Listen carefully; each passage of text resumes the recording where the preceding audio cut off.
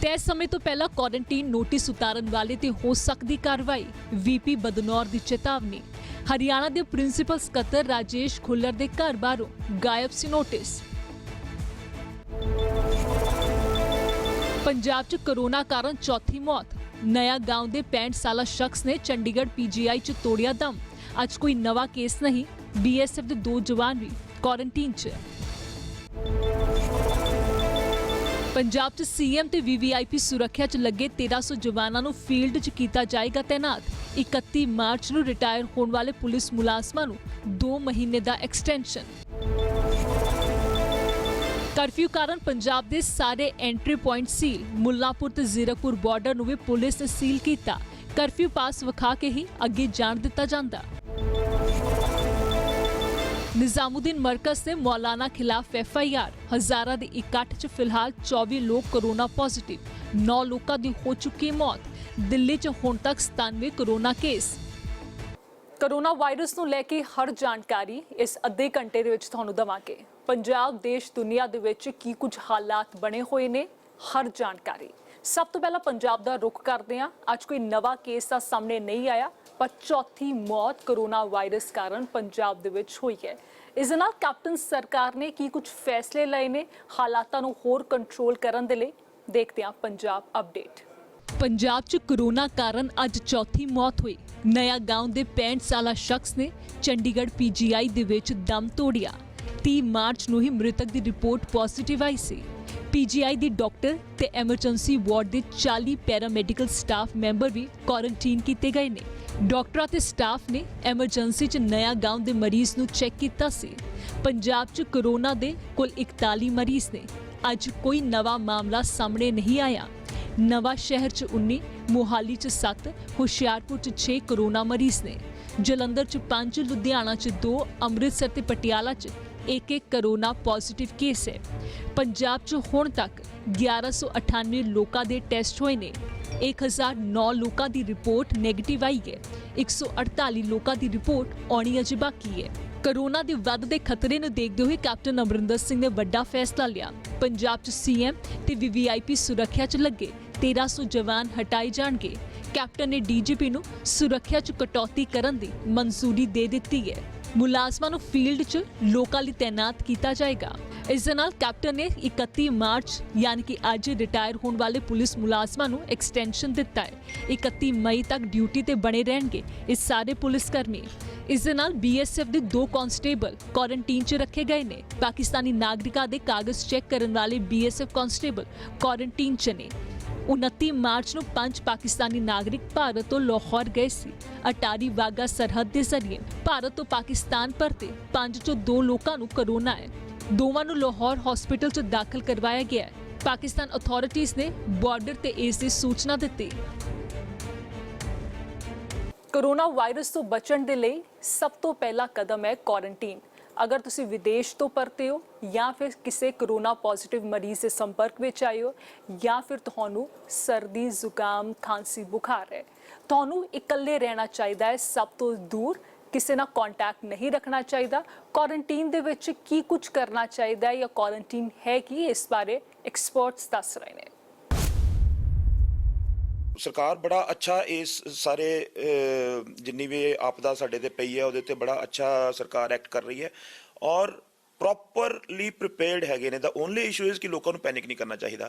But still देखो ये एक इवॉल्विंग बीमारी है। इस बीमारी नूं टैकल करन दा इनू लॉन्ग टर्म नूं मैनेज करन दा सानू असी भी अपना लर्निंग कर्व लैके चल रहे हैं और हर दिन असी नवी चीज़ सीखते हैं। मैनूं लगदा आंदे टाइम तक इंडिया दे विच और खासकर पंजाब दे विच असी इस वायरस से कंट्रोल कर लांगे। क्वारंटाइन उन्हां लोगों नूं कीता जांदा है जिन्हां दी कोई कॉन्टैक्ट हिस्टरी है जां जिन्हां दी कोई ट्रैवल हिस्टरी है। कॉन्टैक्ट मतलब वो किसी कोरोना पॉजिटिव केस दे नाल कॉन्टैक्ट च आए या वो लोग जिहड़े कि उस मुल्क दे विचों ट्रैवल करके आए या उस शहर विचों ट्रैवल करके आए है जिथे कि कोरोना वायरस का एपीडेमिक ऑलरेडी चल रहा है। सो क्वारंटीनड वो लोग किए जाते हैं और 15 दिन लिए किए जाते हैं। अगर उन्होंने टेस्ट नैगेटिव आता है तो उन्होंने क्वारंटीन पीरियड तो बाद कोई फिक्र करने की लोड़ नहीं, वो आम जनता वांगू फिर सकते हैं। वैसे एक चीज़ मैं होर दस दियाँ कि कोरोना का पेशेंट जरूरी नहीं है कि हर पेशेंट आप एक फोबिया जहा जनरेट कर दिता जिस कोरोना हो गया तो पता नहीं मरी जाना है। ਦੇਖੋ 80% ਲੋਕਾਂ ਨੂੰ ਤੇ ਪਤਾ ਵੀ ਨਹੀਂ ਲੱਗਣਾ ਉਹਨੂੰ ਕਰੋਨਾ ਹੋਇਆ।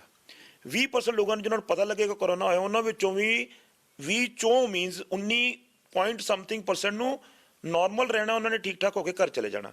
ਬਹੁਤ ਘੱਟ ਪੋਪੂਲੇਸ਼ਨ ਹੈ ਜਿਹੜੇ ਸੀਵੀਅਰ ਸਿੰਪਟਮਸ ਚਾਹਣਗੇ, ਉਹਨਾਂ ਤੋਂ ਵੀ ਅੱਗੇ ਬਹੁਤ ਛੋਟਾ ਹਿੱਸਾ ਜਿਨ੍ਹਾਂ ਨੂੰ ਸ਼ਾਇਦ ਵੈਂਟੀਲੇਸ਼ਨ ਦੀ ਲੋੜ ਪਏਗੀ, ਜਿਨ੍ਹਾਂ ਵਿੱਚੋਂ ਕੁਝ ਸ਼ਾਇਦ ਅਸੀਂ ਨਹੀਂ ਬਚਾ ਪਾਵਾਂਗੇ।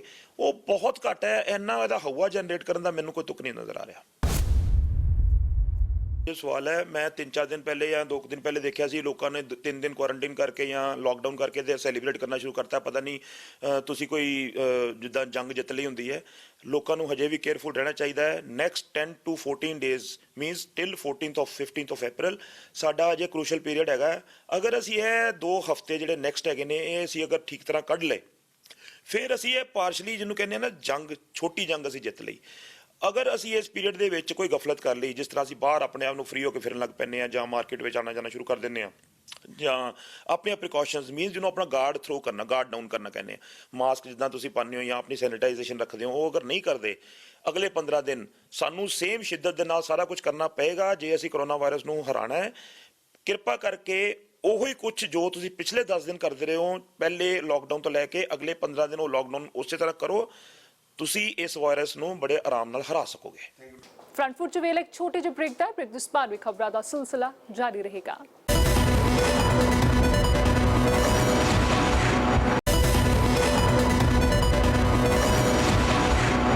ਅਗਰ ਤੁਹਾਨੂੰ ਹੋਮ ਕੁਆਰੰਟਾਈਨ ਕੀਤਾ ਗਿਆ ਹੈ, ਤੁਹਾਨੂੰ 14 ਦਿਨ ਦੇ ਲਈ ਘਰ 'ਚ ਰਹਿਣਾ ਪਵੇਗਾ। ਤੁਹਾਡੇ ਘਰ ਦੇ ਬਾਹਰ ਇੱਕ ਨੋਟਿਸ ਚਿਪਕਾ ਦਿੱਤਾ ਜਾਂਦਾ ਹੈ ਤਾਂ ਕਿ ਆਮ ਲੋਕਾਂ ਨੂੰ ਇਸ ਬਾਰੇ ਪਤਾ ਲੱਗ ਸਕੇ। ਅਗਰ ਇਹ ਨੋਟਿਸ ਫਾੜਿਆ ਜਾਂ ਉਤਾਰਿਆ ਜਾਂਦਾ ਹੈ, ਪ੍ਰਸ਼ਾਸਨ ਕਾਰਵਾਈ ਵੀ ਕਰਦਾ ਹੈ। ਪਰ ਚੰਡੀਗੜ੍ਹ ਪ੍ਰਸ਼ਾਸਨ ਨੇ ਖਾਸ ਲੋਕਾਂ ਨੂੰ ਲੈ ਕੇ ਅੱਖਾਂ ਬੰਦ ਕਰੀ ਰੱਖੀਆਂ। ABP ਨਿਊਜ਼ ਨੇ ਖਬਰ ਪ੍ਰਮੁਖਤਾ ਨਾਲ ਵਿਖਾਈ ਤੇ ਮੁੱਦੇ ਨੂੰ ਅੰਜਾਮ ਤੱਕ ਵੀ ਪਹੁੰਚਾਇਆ।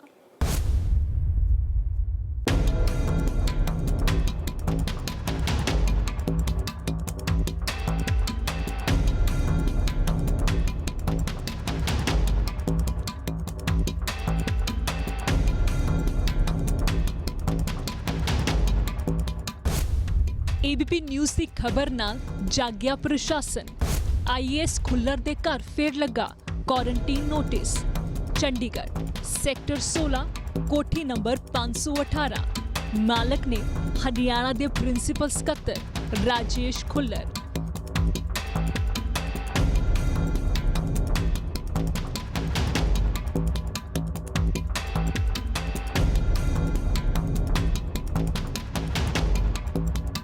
ਵਿਦੇਸ਼ ਤੋਂ ਪਰਤਣ ਦੇ ਬਾਵਜੂਦ ਰਾਜੇਸ਼ ਖੁੱਲਰ ਕੁਆਰੰਟੀਨ ਨਿਯਮਾਂ ਦਾ ਪਾਲਣ ਨਹੀਂ ਕਰ ਰਹੇ ਸੀ ਤੇ ਲਗਾਤਾਰ ਲੋਕਾਂ ਨੂੰ ਮਿਲ ਰਹੇ ਸੀ।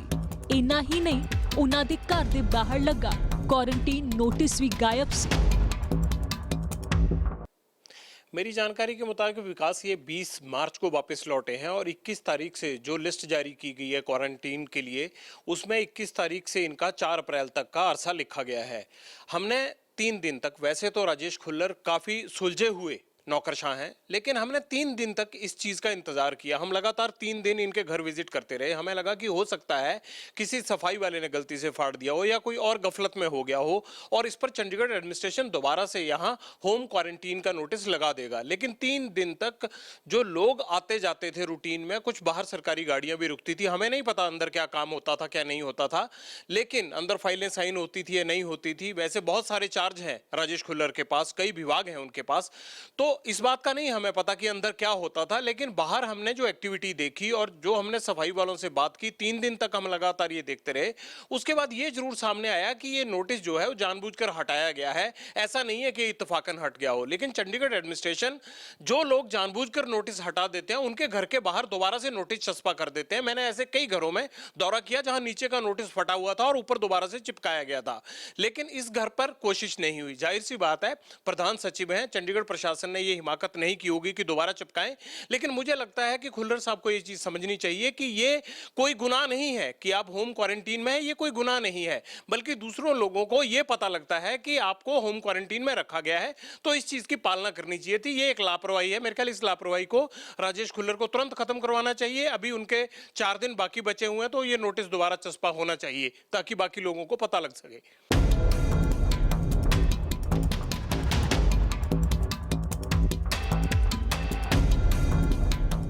ਹਰਿਆਣਾ ਦੇ ਮੁੱਖ ਮੰਤਰੀ ਮਨੋਹਰ ਲਾਲ ਖੱਟਰ ਦੇ ਪ੍ਰਿੰਸੀਪਲ ਸਕੱਤਰ ਤੇ ਹਰਿਆਣਾ ਦੇ senior most bureaucrat Rajesh Khullar ਵਿਦੇਸ਼ ਤੋਂ ਪਰਤੇ ਸਨ। ਕੋਰੋਨਾ ਕਾਨੂੰਨ ਦੇ ਤਹਿਤ ਉਹਨਾਂ ਨੂੰ 14 ਦਿਨ ਸਮਾਜਿਕ ਦੂਰੀ ਬਣਾਉਣ ਨੂੰ ਕਿਹਾ ਗਿਆ। ਇਸ ਦਾ ਮਤਲਬ ਇਹ ਹੋਇਆ ਕਿ ਉਹਨਾਂ ਨੂੰ ਕਿਸੇ ਦੇ ਨਾਲ 14 ਦਿਨਾਂ ਤੱਕ ਮਿਲਣਾ ਜੁਲਣਾ ਨਹੀਂ ਹੈ, ਕਿਉਂਕਿ ਅਗਰ ਇਨਫੈਕਸ਼ਨ ਹੋਵੇ ਤਾਂ ਕਿਸੇ ਹੋਰ ਤੱਕ ਫੈਲੇ ਨਾ। ਇਸ ਦੇ ਮੱਦੇਨਜ਼ਰ ਉਹਨਾਂ ਦੇ ਘਰ ਦੇ ਦਰਵਾਜ਼ੇ ਤੇ ਦੂਜਿਆਂ ਨੂੰ ਸਾਵਧਾਨ ਕਰਨ ਵਾਲਾ ਨੋਟਿਸ ਚਿਪਕਾ ਦਿੱਤਾ ਗਿਆ। ਪਰ ਉਹਨਾਂ ਦੇ ਘਰ ਦੇ ਬਾਹਰ ਇਹ ਨੋਟਿਸ ਨਹੀਂ ਸੀ। ABP ਨਿਊਜ਼ ਨੇ ਖਬਰ ਪ੍ਰਮੁਖਤਾ ਨਾਲ ਵਿਖਾਈ। ਸਵਾਲ ਚੰਡੀਗੜ੍ਹ ਪ੍ਰਸ਼ਾਸਨ ਤੇ ਸੀ। ABP ਨਿਊਜ਼ ਦੀ ਖਬਰ ਤੋਂ ਬਾਅਦ ਉਹਨਾਂ ਦੇ ਘਰ ਦੇ ਬਾਹਰ ਫਿਰ ਤੋਂ ਨੋਟਿਸ ਲਗਵਾ ਦਿੱਤਾ ਗਿਆ।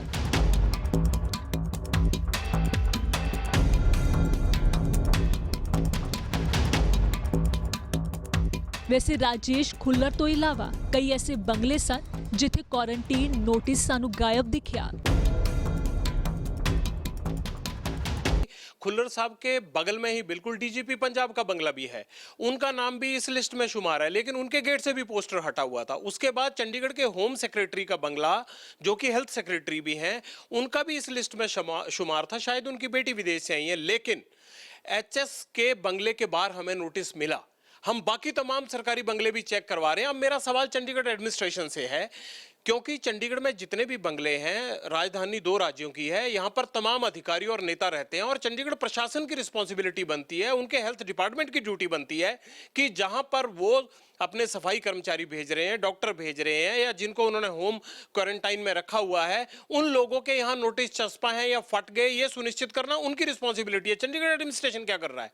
खुल्लर साहब का गुनाह पकड़ना है या उन्होंने गुनाह किया है नहीं किया, इसका जवाब चंडीगढ़ एडमिनिस्ट्रेशन को देना पड़ेगा। वो आम आदमी और खास आदमी के लिए दोहरे मापदंड कैसे कर सकते हैं? सवाल अब आम आदमी और खास आदमी का है। अगर सामान्य लोगों के घर पर नोटिस चिपकाया जाता है और आगाह किया जाता है कि यहाँ पर किसी को सामाजिक दूरी बनाए जाने के लिए रखा हुआ है, तो फिर खास आदमियों के लिए ये नोटिस कैसे हट जाते हैं? ਅਸੀਂ ਇਹ ਸਵਾਲ ਚੰਡੀਗੜ੍ਹ ਦੇ ਗਵਰਨਰ ਨੂੰ ਵੀ ਪੁੱਛਿਆ ਤਾਂ ਉਹਨਾਂ ਨੇ ਕਾਰਵਾਈ ਦੀ ਗੱਲ ਆਖੀ। मेरा सवाल बदनौर साहब ये था कि जो टॉप मोस्ट IAS और IPS ऑफिसर्स हैं, उनके घरों के बाहर, कईयों के, सबके नहीं, जो कोविड-19 की होम क्वारंटीन की जो नोटिस लगे हुए हैं वो गायब हो जाते हैं। आज हमारे ये इशू उठाने के बाद दोबारा से लगाए गए, तो ऐसा क्यों हो रहा है? जब आम आदमी के लगते हैं, ये कोई गुनाह तो है नहीं, तो वो क्यों हटा देते हैं ऑफिसर्स उनको अपने बंगलों के बाहर से? हमने इसको देखा है और अगर किसी ने हटाया है तो हमने पीछा लगा दिया है उसके अंदर, बट उसका भी एक टाइम फैक्टर है। वो टाइम फैक्टर के बाद में हम लोगों को हटाना भी पड़ेगा, क्योंकि हमने कहा है कि जहाँ पे 28 दिन का रहना है तो 28 दिन का है, जहाँ 14 दिन का है तो वो है, उसके बाद में तो हटाना भी पड़ेगा। नहीं सर, वो बीच में हटे हैं। तो वो मैं यही कह रहा हूँ, उसके बाद हटेंगे, और अगर कोई ने हटा दिया बीच के अंदर तो उस पर हम लोग एक्शन भी ले सकते हैं। ਇੱਕ ਅਧਿਕਾਰੀ ਨੇ ABP ਨਿਊਜ਼ ਨੂੰ ਕਿਹਾ ਕਿ ਮੀਂਹ ਦੇ ਕਾਰਨ ਸ਼ਾਇਦ ਨੋਟਿਸ ਹਟ ਗਿਆ ਹੋਵੇ, ਪਰ ABP ਨਿਊਜ਼ ਨੇ ਇਹ ਸਵਾਲ ਚੁੱਕਿਆ ਕਿ 3 ਦਿਨ ਤੋਂ ਇਸ ਨੋਟਿਸ ਨੂੰ ਦੁਬਾਰਾ ਕਿਉਂ ਨਹੀਂ ਲਗਾਇਆ ਗਿਆ। ਇਸ ਤਰ੍ਹਾਂ ਲੋਕਾਂ ਨੂੰ ਕਿਵੇਂ ਪਤਾ ਚੱਲੇਗਾ ਕਿ IAS ਅਧਿਕਾਰੀ ਨੂੰ ਕੁਆਰੰਟੀਨ 'ਚ ਰਹਿਣ ਦੇ ਲਈ ਕਿਹਾ ਗਿਆ ਹੈ। ਦੇਸ਼ ਕੋਰੋਨਾ ਵਾਇਰਸ ਨਾਲ ਲੜ ਰਿਹਾ ਹੈ। ਆਮ ਖਾਸ ਹਰ ਕਿਸੇ ਲਈ ਇਹ ਬਿਮਾਰੀ ਚੁਣੌਤੀ ਹੈ, ਪਰ ਪਤਾ ਨਹੀਂ ਸਮਝਦਾਰ ਅਫਸਰ ਵੀ ਨਿਯਮਾਂ ਦੀ ਅਣਦੇਖੀ ਕਿਉਂ ਕਰਨ ਲੱਗ ਪਏ ਨੇ। ਪ੍ਰਸ਼ਾਸਨ ਵੀ ਘੂਕ ਨੀਂਦ ਸੁੱਤਾ ਰਿਹਾ ਤੇ ਸਵਾਲ ਤਾਂ ਬਣਦਾ ਸੀ, ਜਿਸ ਨੂੰ ABP ਨਿਊਜ਼ ਦੇ ਐਗਜ਼ੀਕਿਊਟਿਵ ਐਡੀਟਰ ਨੇ ਅੰਜਾਮ ਤੱਕ ਪਹੁੰਚਾ ਕੇ ਹਿੱਸਾ ਲਿਆ। ਇੱਕ ਛੋਟੇ ਜਿਹੇ ਬ੍ਰੇਕ ਲਈ ਰੁਕਦੇ ਹਾਂ। ਬ੍ਰੇਕ ਤੋਂ ਬਾਅਦ ਤੁਹਾਨੂੰ ਦੱਸਾਂਗੇ ਆਖਰ ਦਿੱਲੀ ਦੇ ਲੋਕ ਇੰਨੇ ਖੌਫਜ਼ਦਾ ਕਿਉਂ ਨੇ ਕੋਰੋਨਾ ਵਾਇਰਸ ਨੂੰ ਲੈ ਕੇ।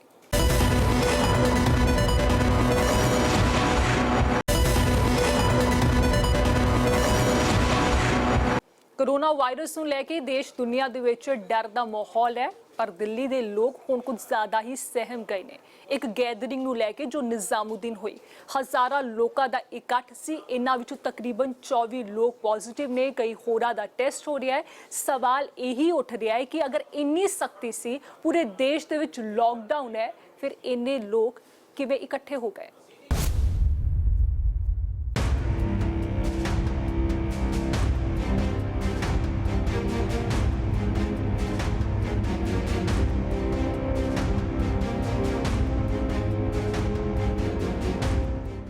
ਦਿੱਲੀ ਦਾ ਨਿਜ਼ਾਮੁਦੀਨ, ਇੱਥੇ ਮੌਤ ਨੂੰ ਸੱਦਾ ਦੇਣ ਲਈ ਵੱਡੀ ਭੀੜ ਇਕੱਠੀ ਹੋਈ।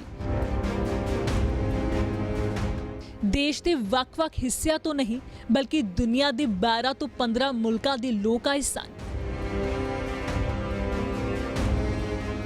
ਭਾਰਤ 'ਚ ਕੋਰੋਨਾ ਕਾਰਨ ਲਾਕਡਾਊਨ ਹੈ, ਪਰ ਇਸ ਦੇ ਬਾਵਜੂਦ 1500 ਤੋਂ 1700 ਲੋਕ ਜਮ੍ਹਾਂ ਹੋਏ ਮਜ਼ਹਬ ਦੇ ਨਾਮ ਤੇ ਅੱਜ ਇਹਨਾਂ ਦੀ ਜ਼ਿੰਦਗੀ ਤੇ ਮੰਡਰਾ ਰਿਹਾ ਹੈ कोरोना का खतरा। दिल्ली नहीं पूरा देश डर गया है। सवाल आयोजन करन वालियां ते सरकार, पुलिस, प्रशासन सब ते ने। मरकज च शामिल 24 लोग कोरोना पॉजिटिव ने। 9 लोगों की मौत हो चुकी है। मरण वाले 6 तेलंगाना तो सन। 700 लोगों को क्वारंटीन च रखा गया है। 335 लोगों को हस्पताल च निगरानी च रखा गया है। कोरोना के मद्देनज़र लॉकडाउन ते सोशल डिस्टेंसिंग के विचकार सोमवार को दिल्ली पुलिस को जानकारी मिली कि निजामुद्दीन च मरकज च कई लोग इकट्ठे ने ते उन्हां च कोरोना वायरस के लक्षण देखने को मिल रहे हैं।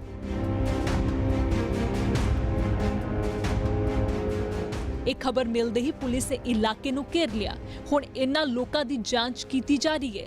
शरीआम नीमां नूं ताकते रख के हज़ारां लोकां दी जिंदगी खतरे च पाउण ते प्रशासन तो जानकारी लुकाउण दे इल्जामां ते सफाई तबलीगी जमात वल्लों भी आई।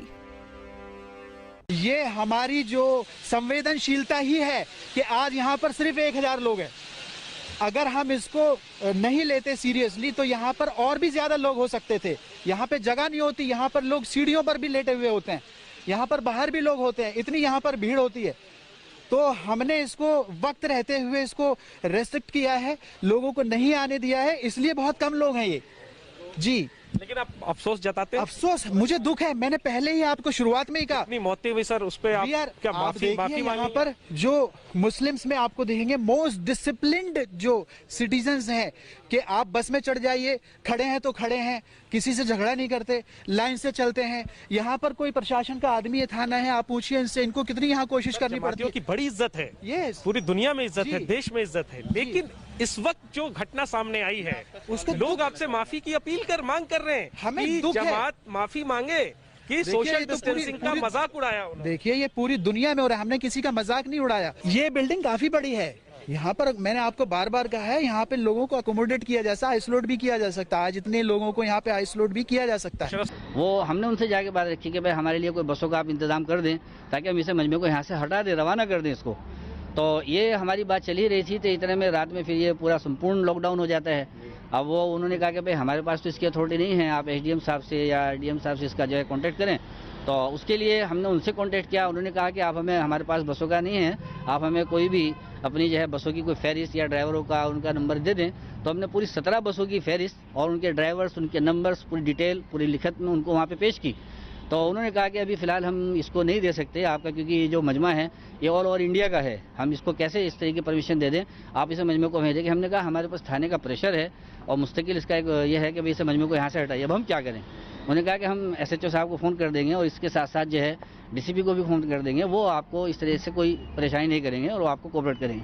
उसके बाद से वो और हम सब मिल करके इसी की कोशिश कर रहे थे कि इसको यहाँ से मजमे को किस तरीके से यहाँ से रवाना किया जाए।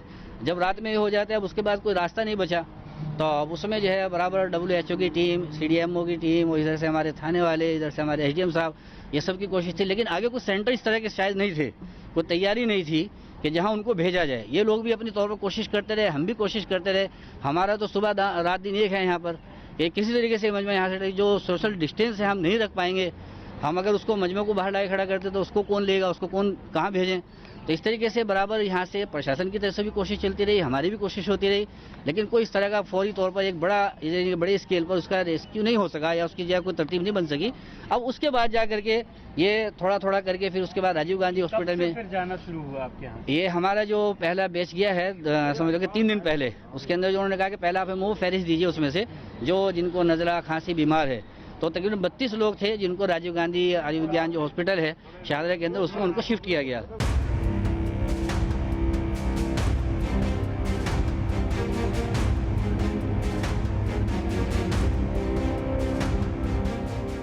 ਹੁਣ ਸਵਾਲ ਇੱਥੇ ਉੱਠਿਆ ਕਿ ਜੇਕਰ ਪੁਲਿਸ ਨੂੰ ਜਾਣਕਾਰੀ ਸੀ ਤਾਂ ਫਿਰ ਭੀੜ ਨੂੰ ਕਿਉਂ ਨਹੀਂ ਰੋਕਿਆ ਗਿਆ।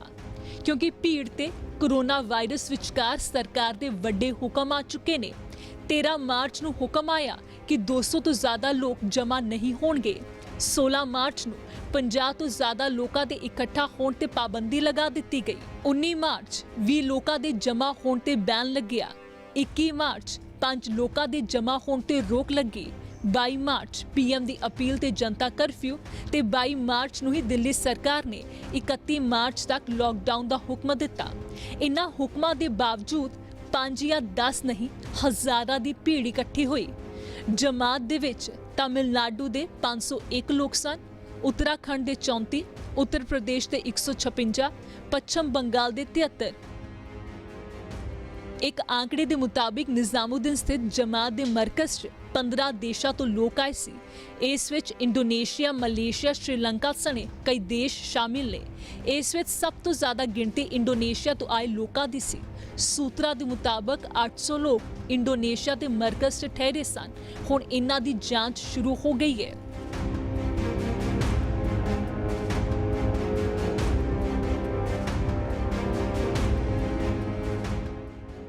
ਤਬਲੀਗੀ ਜਮਾਤ ਇੱਕ ਧਾਰਮਿਕ ਸੰਸਥਾ ਹੈ। ਧਾਰਮਿਕ ਸੰਸਥਾ ਜੋ ਤਕਰੀਬਨ 1920 ਤੋਂ ਚੱਲ ਰਹੀ ਹੈ। ਦਿੱਲੀ 'ਚ ਨਿਜ਼ਾਮੂਦੀਨ ਇਲਾਕੇ 'ਚ ਸੰਸਥਾ ਦਾ ਹੈੱਡਕੁਆਰਟਰ ਹੈ ਤੇ ਵਿਸ਼ਵ ਦੀ ਸਭ ਤੋਂ ਵੱਡੀ ਮੁਸਲਮਾਨਾਂ ਦੀ ਸੰਸਥਾ ਇਸ ਨੂੰ ਮੰਨਿਆ ਜਾਂਦਾ ਹੈ। ਤਬਲੀਗੀ ਜਮਾਤ ਦੇ 140 ਦੇਸ਼ਾਂ 'ਚ ਸੈਂਟਰ ਨੇ। ਭਾਰਤ 'ਚ ਸਾਰੇ ਵੱਡੇ ਸ਼ਹਿਰਾਂ 'ਚ ਤਬਲੀਗੀ ਜਮਾਤ ਦੇ ਮਰਕਜ਼ ਨੇ। ਹੁਣ ਮਰਕਜ਼ ਤੋਂ ਇਹ ਮਾਮਲਾ ਸਾਹਮਣੇ ਆਉਣ ਤੋਂ ਬਾਅਦ ਪੂਰੇ ਦੇਸ਼ 'ਚ ਹੜਕੰਪ ਮਚ ਗਿਆ ਹੈ। ਹਰ ਸੂਬੇ ਨੇ ਅਲਰਟ ਜਾਰੀ ਕਰ ਦਿੱਤਾ ਹੈ। ਜਮਾਤ ਤੋਂ ਆਏ ਲੋਕਾਂ ਦੀ ਤਲਾਸ਼ ਕੀਤੀ ਜਾ ਰਹੀ ਹੈ। ਤੇਲੰਗਾਨਾ 'ਚ ਤਕਰੀਬਨ 200 ਲੋਕਾਂ ਨੂੰ ਕੁਆਰੰਟਾਈਨ ਕੀਤਾ ਗਿਆ ਹੈ, ਜਦਕਿ ਤਮਿਲਨਾਡੂ 'ਚ 800 ਲੋਕਾਂ ਦੀ ਪਹਿਚਾਣ ਕੀਤੀ ਗਈ ਹੈ।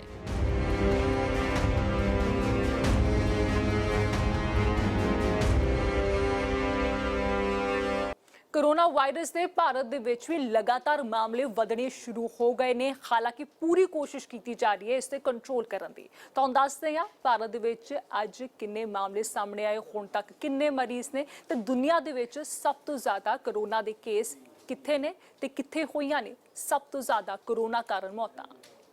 ਭਾਰਤ 'ਚ ਕੋਰੋਨਾ ਦੇ 1250 ਤੋਂ ਵੱਧ ਮਰੀਜ਼, 32 ਮਰੀਜ਼ਾਂ ਦੀ ਹੋ ਚੁੱਕੀ ਹੈ ਮੌਤ, 102 ਰਿਕਵਰ ਕਰ ਗਏ। ਦੁਨੀਆ 'ਚ ਕੋਰੋਨਾ ਦੇ 8,02,831 ਤੋਂ ਵੱਧ ਮਰੀਜ਼।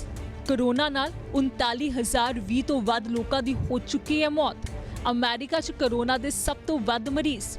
ਕੋਰੋਨਾ ਦੇ 1,64,435 ਤੋਂ ਵੱਧ ਮਾਮਲੇ।